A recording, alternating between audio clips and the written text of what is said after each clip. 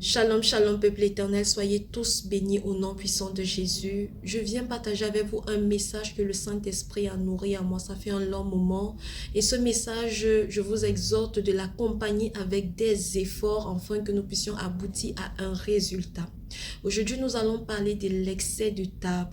L'excès de table est un péché très grave qui prend place dans la vie de beaucoup d'enfants de l'Éternel aujourd'hui sans même qu'ils ne le sachent parce que nous manquons parfois d'être éveillés sur certaines choses que nous trouvons, voilà, petites, insignifiantes, alors que c'est là-bas que la masse du péché peut, voilà, se trouver et demain nous détruire totalement dans la foi et nous empêcher de nous sanctifier pour accéder au royaume des cieux. C'est pourquoi notre Seigneur Jésus-Christ, lui, il n'a pas, voilà, trouvé que l'excès de table était inutile. Il a en parlé dans Luc chapitre 21, verset 34, où il nous dit que ceux qui se livrent à l'excès de manger et de boire ne pourront pas se préparer pour son avènement, encore moins être enlevés. Et l'apôtre Paul encore va continuer à parler de ce message sur l'excès de table en disant que ceux qui sont livrés à tout excès, particulièrement l'excès de table dont nous parlons aujourd'hui, ne vont pas hériter du royaume des cieux. Et notre Seigneur Jésus-Christ nous a aussi dit que le royaume des cieux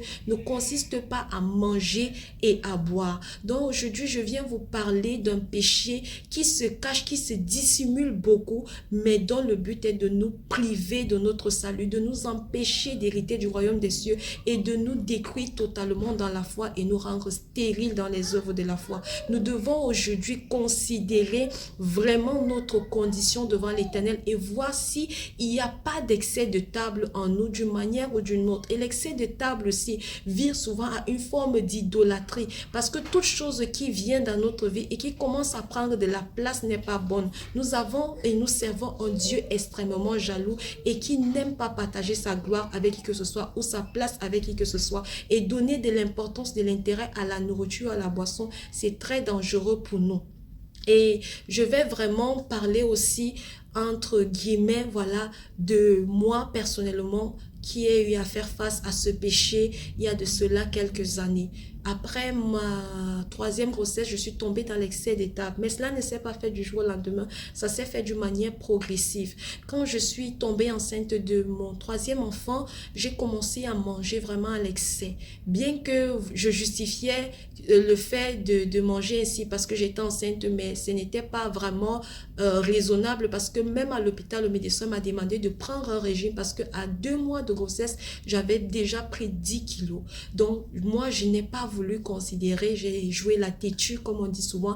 Je me suis retrouvée progressivement dans un excès de poids à l'accouchement et encore après l'allaitement, j'étais toujours, voilà, dans les profondeurs dont j'allais vraiment de mal en pis, comme on dit souvent, jusqu'à ce que le Saint-Esprit m'interpelle et qui me montre, voilà, comment j'avais dégradé spirituellement comme physiquement et cela mettait maintenant des obstacles dans ma foi et m'empêchait même de pouvoir exercer normalement parce que parfois même quand je jeûnais, je pensais à la nourriture, j'étais pressée de casser le jeûne parce qu'il fallait que je mange et après le jeûne, je mangeais comme si c'était un festin et même quand je jeûnais pas, je me donnais la nourriture, je pensais nourriture matin, je pensais nourriture soir et sans vous mentir, le truc avec l'excès de table, c'est que quand il commence à prendre place dans votre vie, il ne vous montre pas que c'est l'excès de table, il ne vous montre pas que je suis un péché, je suis en train d'entrer dans votre vie, il se fait de manière progressive, pas des envies, pas et c'est plus tard que ça devient vraiment urgent. Donc aujourd'hui, j'en parle vraiment pour interpeller. Étant voilà dans cette condition, par la grâce de l'Éternel, l'Esprit Saint qui nous a été donné pour être notre essentiel, notre allié, notre tout en Christ pour que nous puissions vraiment entrer dans le royaume des cieux, s'est saisi de moi et il m'a montré vraiment comment j'étais devenue lourde spirituellement, affaiblie physiquement et en ce moment, si je persévérais dans cette lancée, je serais même plus là aujourd'hui pour faire les œuvres que je suis en train de faire. Et j'ai prié. Déjà, quand l'Esprit Saint me l'a montré, j'ai prié, je me suis confessée, j'ai demandé pardon au Seigneur pour la négligence que j'avais eue, vu que nos corps, mon corps est le temple du Saint-Esprit. J'ai demandé pardon, j'ai demandé que l'Éternel me purifie parce que j'avais eu vraiment à vivre dans l'ignorance face à ce péché. Et le Seigneur est bon, ses bontés, ses compassions se renouvellent et il m'a fait grâce. J'ai pu trouver le secours en lui et le Saint-Esprit m'a soutenu par des choses qui ont été mises en place progressivement pour déjà corriger mon alimentation, pour m'amener à faire aussi des exercices. Il est bien vrai que la parole nous dit dans Timothée que l'exercice corporel n'a pas autant d'importance que notre piété, que notre vertu, que toute autre œuvre de la foi que nous faisons. C'est vrai, parce que l'exercice corporel est d'abord, voilà, notre besoin personnel, c'est propre à nous. Mais c'est pas parce que ça peu de place ou alors que c'est, voilà, peu utile, que c'est négligeable. Non, c'est pas négligeable d'entretenir le corps, c'est pas négligeable de pratiquer des exercices corporels, mais juste que c'est pas prioritaire.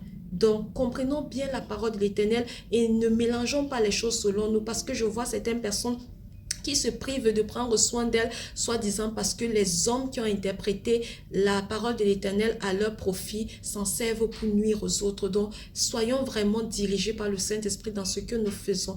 Même bien s'alimenter, c'est très important. Et quand une chose est importante pour nous, elle sera automatiquement importante pour les autres. Si moi, j'avais pas pris au sérieux le péché de l'excès de table qui, voilà, a eu à me nuire dans le passé, je ne serais pas là aujourd'hui pour vous en parler et pour pouvoir aussi par le Saint-Esprit mettre par la suite ce programme de soutien qui, voilà, va nous aider à nous entraider, parce que je crois que j'ai reçu du Saint-Esprit quelque chose aujourd'hui que je voudrais et que, voilà, j'ai le devoir même de partager avec vous, car même la parole éternelle nous dit que ceux qui sont forts doivent soutenir les faibles. Donc aujourd'hui, vraiment, je vous prie, si vous écoutez ce message, de ne pas prendre les choses comme si elles ne servaient à rien. Si vous êtes comme moi dans l'optique que vous croyez en Jésus, afin d'entrer dans le royaume des cieux, si pour vous, tout votre rêve, tout votre désir, vos aspirations, c'est seulement être enlevé quand le Christ viendra, alors faisons tout selon la parole de l'Éternel et surtout par l'Esprit Saint qui nous conduit à accomplir cette parole dans nos vies au nom de Jésus. Et soyons des lumières en Christ pour éclairer aussi les autres. Il n'y a pas de négligence dans le Seigneur. Il n'y a pas de négligence du tout. Tout ce que l'Éternel nous dit, nous devons tenir cela en considération. Donc, c'est ce que je voulais vraiment vous dire en ce qui concerne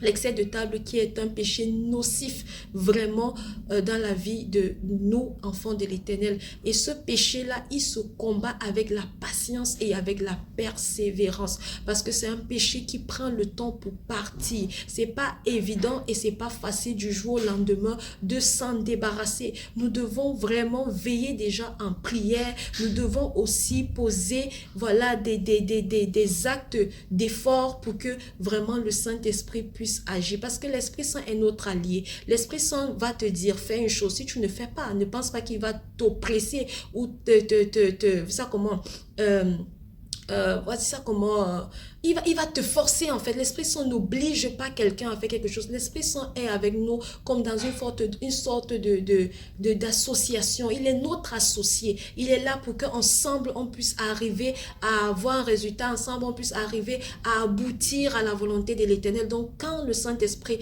après avoir prié, va te dire ça tu arrêtes, ça tu fais moins, ça tu vas comme ça, il faut vraiment se soumettre. Il faut vraiment obéir. Quand il te dit une chose, il faut vraiment lui faire confiance et lâcher prise sur la chose pour que maintenant sa force et sa puissance puissent agir. Et en ce qui concerne l'excès de table aussi joue aussi à détruire, je veux dire ça comment, je ne veux pas dire, ça va aussi jusqu'à détruire même aussi notre système nerveux, notre façon de fonctionner dans la tête, parce que lorsque tu ne penses qu'à manger, tu ne penses qu'à boire, en ce moment même au niveau de ta façon de réfléchir, les choses seront troublées. Même à ta façon de dormir, les choses seront troublées. Il m'arrivait parfois de ne pas dormir la nuit parce qu'il fallait que je prépare des choses que je voulais manger. Parfois, étant couché, les envies remontaient et je trouvais la force dans la chair de venir commencer à faire des petits trucs dans la nuit, très tard à manger. Et pire encore, dans cet excès de table dans lequel je me trouvais, j'ai commencé à intoxiquer ma famille. Parce que lorsque tu manges, il y a des personnes autour de toi qui te voient manger et qui veulent aussi et qui commencent même à développer l'envie de manger aussi. Donc c'est comme ça que même mon mari s'est retrouvé un tout petit peu, mes enfants se sont retrouvés un tout petit peu.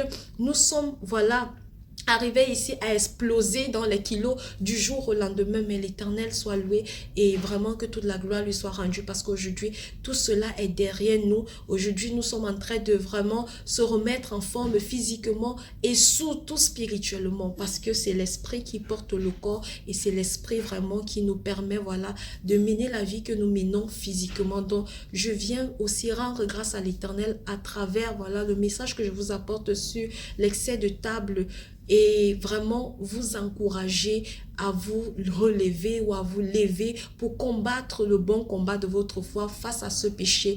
Et ce combat, c'est jusqu'au retour de Jésus. Parce que moi-même qui vous parle aujourd'hui, je suis toujours en train de veiller et de combattre. Parce que du jour au lendemain, si je laisse, voilà, encore, voilà, de négligence et autres, ma chair peut reprendre le dessus et je peux encore me trouver mal. Donc, pour que cela n'ait plus lieu, pour que cela ne se fasse plus, il faut que je reste sur mes gardes. Il faut que je continue toujours à veiller. D'où vous voyez mon élan, voilà, de faire du sport de temps en temps et des choses que je ne peux pas présenter sur YouTube comme ma façon de me nourrir, ma façon de faire certaines choses qui sont dirigées par le Saint-Esprit pour que je garde, voilà, cette posture-là de pouvoir aujourd'hui mener une vie saine dans l'esprit comme dans le corps physique. Que l'Éternel vous bénisse, qu'il vous fasse du bien.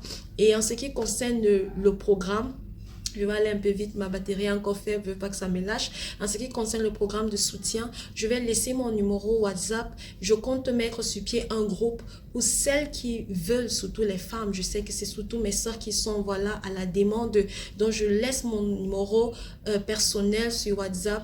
Je vais, voilà, mettre ce groupe, fonder ce groupe par le Saint-Esprit pour que je puisse partager avec vous tout ce par quoi je suis passée par le Saint-Esprit pour pouvoir aujourd'hui perdre énormément de poids et surtout maintenir, parce que le plus difficile c'est de maintenir, le plus difficile c'est de persévérer. On peut perdre du poids d'une manière extraordinaire mais après reprendre et c'est pas ça, c'est pas ce but-là qu'on va atteindre ou c'est pas dans ça qu'on veut, voilà, se retrouver demain.